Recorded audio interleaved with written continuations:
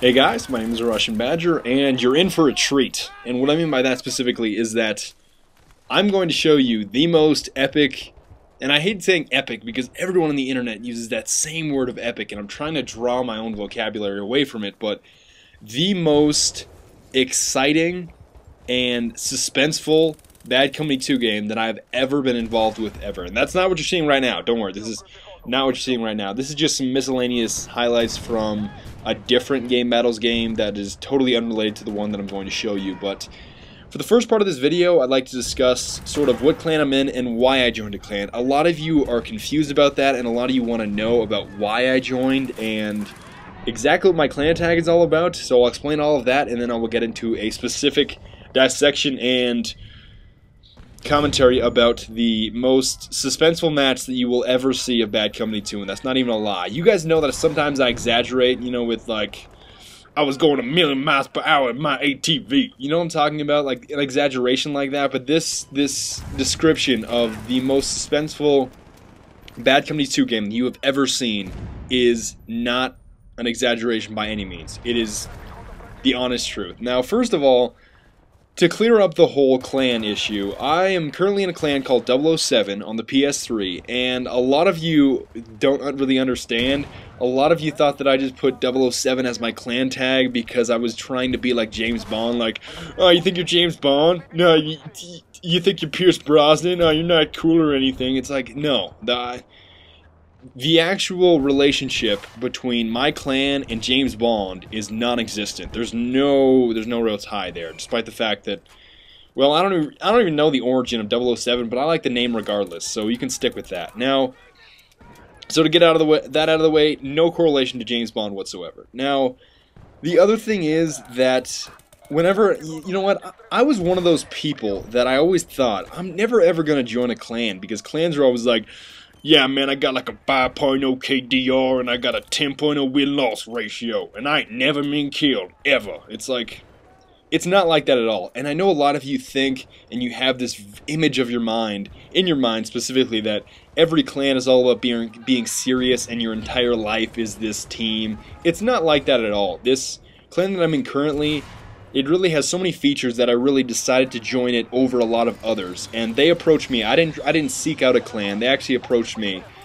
And I know a lot of you have asked me about advice as to what clan you should join, or if you should join a clan at all. And really, that's your decision. But I like to think that there's some features that I look for example, the actual people of the clan. Are they totally infatuated with one game, or do they really realize that other things come before gaming, such as family and work and other obligations, and it's not all about your statistics and your KDR and my 10.0 win-loss ratio. It's not like that at all.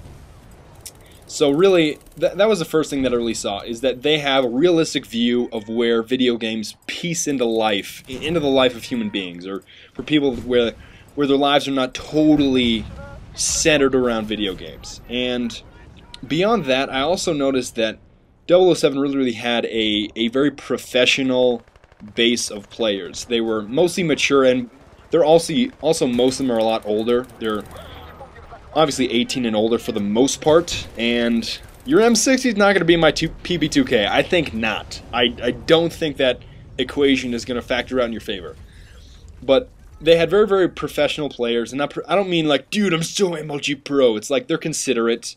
They're serious when they need to be. They're not totally over the top serious where, like, why so serious all the time? They have a sense of humor, and they laugh, and they so forth. It's not like they're totally serious all the time, but they're serious when they need to be, and they're very, very professional and mature when it comes to game battles. And that was the next reason, is that they actually have a game battles team, and I wanted to play competitively with other great players, so that was another incentive. And on that topic, if you guys that are on Xbox 360 are looking for a competitive team, we actually currently have slots for a Game Battles team for 007 on Xbox 360, and I'm not trying to recruit you guys like, dude, join my clan, it's the best clan on the world, dog. It's not like that. I'm not trying to recruit any of you, but I'm saying if you guys want the opportunity to play competitively on the Xbox 360, that's definitely a possibility. And beyond that, one more thing that I may want to mention is that they do have a PC server, a 007 PC server, which is 32 slots, and all that information can be found in the description. There's a website that you guys can go to, And also, too, if you guys want to play socially, or if you want to be socially in the clan, and I'm not trying to recruit too many of you. It sounds like such a recruitment, but for those of you that are sort of tired of playing alone and would like to play socially, you don't even have to join the clan. But there's room for social players, and you can find other players on PSN that you can friend up with and squad up with. And all that information is on the website, so the whole Gamebattles on Xbox 360 and the PC server and so forth, all that information is in the description. I will leave a website link. And beyond that, that's my whole spiel about the whole clan and Gamebattles deal. So this is going to be, and this is the whole transition here, into the most epic game that you have ever seen. And the first thing that I should tell you is that this gameplay is going to be really sliced and diced because it was 40 minutes long, and that's really the only way that I can display it to you correctly. And this trickster is going to come up the stairway, jumping around and hip-firing like... I don't know what you're doing, trickster. I don't know what kind of tactical MLG Pro advantage jumping around gives you. But if there is some sort of advantage that I don't know about, please tell me. But good morning, Carl. Why don't you check the room before you revive your teammate? But another Carl moment. Two Chatty Cathy's having a gab fest around the corner. I decided to end that gab fest. But you know what? I think we all had a lot of Carl moments in this game. I think everybody did. I saw it all over the battlefield. Like I remember I remember sprinting through a doorway, and don't worry, I will show that Carl moment to you, so I wouldn't really call that a Carl moment on that guy's part, because there was a ton of rainbow reviving just to conserve tickets. And don't worry, you will see me get shot in the face as I sprint through a doorway. Don't you worry. And something that I'll touch on later, but I'll just mention now, is this entire game is described by a Jay Kaiser. Hey guys, this is Jay Kaiser. No, a Jay Kaiser quote that goes, "Fighting douche with douche," and I will explain that later. So just remember that. Now, here I was trying to capture C-Back, but I know those two guys over there. I think one has an LMG and one has an Abacon, or one's a Recon, I believe. But either way, if I run out in the open from behind this rock, I'm gonna get shot in the face. So I was waiting for my squad mates who have LMGs to spawn on me and try to help me out and get those guys in the building, but I really can't use the USAS at this range, obviously. So one trickster is going to try to flank around my left side, and I basically say, I think not. And for some reason here, I thought the Recon was trying to get my tag, just for some reason trying to take my sandwich away, and I don't take anybody's sandwich.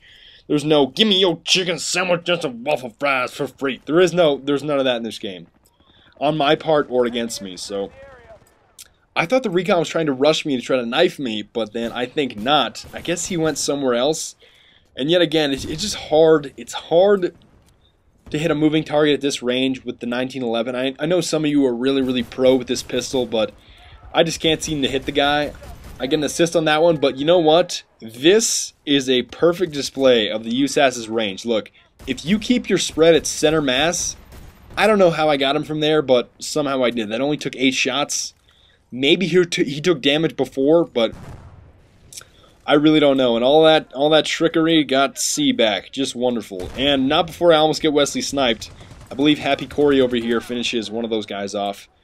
But eventually we do get C capped. And furthermore, the entire role that I played in this game was the... I mean, I'm blatantly going to call it a catfish, and yes, we just did cap C here. It's basically a huge... I'm playing the role of the catfish, and I can't say Wesley snipes for this. It's not appropriate. But here's the Carl moment. You know what? You sprint through a doorway, you get shot in the face by a USAS. Well done, Blue Lizard, well done. And this is what I mean specifically. Being the catfish, and by the catfish I mean that I was always focused on the extremities. What I mean by the extremities are A and C, so anytime they would be around B, I would try to go to one of the exterior flags, try to alleviate the pressure from the other squad on my team. It was 2 squads of 3. Now, one guy's going to come up. I'm going to get him. I'm going to get a second guy, but I did my reload cancel a little bit too quickly, and I switched back to my primary. Obviously, I'm out of ammo, and I get shot. He's going to revive his 2 other teammates, but something that you probably saw during that sequence is that we got B capped, and that's something really, really important that I want to emphasize that really drives my point home. Now, what I mean by that is, and obviously I'm switching to the USAS with the medic class because that's what everybody was doing, and you need to revive people to keep your tickets high. And what I mean by what I'm talking about the whole catfish role that you just saw right there is that I'm flanking around to A on the quad, and even though I'm not capping A, I'm drawing enemies away from B, half of their team. I'm drawing half their team away from B so that the other squad on my team can cap B and thus have the, it's not the more important flag, but it's usually the flag that's most difficult to get in my personal opinion. So even though you're not capping a flag, you're enabling the other squad on your team to cap a flag in a more critical position. So I wanted to emphasize how important flanking is and really how much flanking I did in this game. Yet again, I'm back in the quad. I think I was on the quad more than anybody else on my team. And as you can see here, it's around 50 tickets to go for the opposite team at least. And we're getting triple cap. Now, I knew the first thing that I'm going to do, I'm going to go straight for the A flag. And here, although Kaleko Kid gets shot down here, I promptly take down that guy and we get him revived. Now, A is going to be the first flag that we get, and I think that was sort of unexpected because obviously in a triple cap, a lot of them were at C, and it was best for us to flank all the way around and get A, and then get B from the A direction, if that makes any sense, because they were not expecting that, because the bulk of them were around C, and I'm going to get one, I'm going to get two, but we kill each other, and you know what, that happens so often. It's like, oh, you're going to shoot me in the face, and I'm going to shoot you in the face, and we're both going to die, and that happens quite a bit because obviously we're using the same weapon and oftentimes with similar upgrades as well, so it really came down to that split second who pulled the trigger faster type deal. And I think, no, this isn't quite where the span starts, but we just took Bravo and we're slowly gaining back the lead, but as you can see, we're still down by 14 tickets, and yet again, this is really going to manifest, or it's going to be a manifestation of the range that you can really squeeze out of the USAS. And it's not so much like, oh, I'm going to snap you with my USAS. It's not like that at all. It's more so you can squeeze out more range than you actually think. And I don't know if squeeze is the best word there, but like right here, if you keep your spread right around the center of the circle and you aim for the head, you can really pull off quite a bit of headshots. And I was going to revive my buddy out there, but I thought, you know what, if I go out and do that, we're both going to die because there's obviously a guy in the window. So I decided for him to spawn on me, and yet again we're losing A, so I had to rush all the way back to A, but I believe, yes, a gentleman greets me at the garage, and yet again we kill each other. And now we're down to 25 tickets, 24 tickets versus 11 tickets, 12 tickets, and as you can see, our ticket count is fluctuating quite frequently because of all that Rambo reviving going on, and this is literally, this is make it or break it time, and this was probably the most stressed that I've ever been while playing Battlefield ever. And we get C-capped. And the other thing is, that other squad that we have, and I do die immediately after that, but I quickly spawn on my squad mate, and we eventually take B here, but I get hit by this lurking Destruction 2.0 monster with a PKM. I don't know what you're doing. But yet again, okay, this is the first Rambo revive, I think. Okay, there's one. Okay, I'm gonna die. You ready? And you know what the thing is? I was always prepared to spawn on a flag because they would always revive me with about 1 second left on my timer. As you can see here, 3, 2, and boom, all the way up. I think that's my second Rambo revive. I'm not really going to count, but at this point here, we've gained the lead. It's 9 tickets to 7 tickets, and that's one of the, I think that's the first time that we gained the lead basically all game, I'm pretty sure. And something more epic that I might want to mention one last time is that they won the, in game battles, it's usually a best of 3 series, so you don't just win one game and win it all. It's the best of 3, so whoever wins 2 out of the 3 games wins. This was the 3rd game. They won the 1st game, we won the 2nd game, so whoever wins this game wins it all, and we emerged victorious with 7 tickets to 0 tickets. Best game I've ever played. I will see you guys later. Leave me feedback, please, if you will, and I especially want to emphasize that definitely do give me feedback if you would like to. I didn't want to make it sound too much like I was recruiting you for my clan, like, yeah, 007, we the best clan on the world, we all got 10.0 KDR. No, it's not, I wasn't trying to do that, I was more so trying to inform you guys what clan I'm in and why I decided to join a clan and some of the opportunities there. But if you want any more information on that, obviously the link is in the description, as I told you, and please inform me if you'd like to see more game battles. And I know game battles isn't a whole lot of like, give me your sandwich. And actually, a lot of you tell me that you really want to eat sandwiches after hearing that. Like, jetzt habe ich Lust auf ein Hühnchen-Sandwich. It's sort of a weird thing. So, I know game battles is a little bit different, but please inform me if you'd like to see any more game battles or just regular pub matches. And beyond that, guys, please leave your feedback overall. I will see you guys next time. Auf Wiedersehen und bis bald.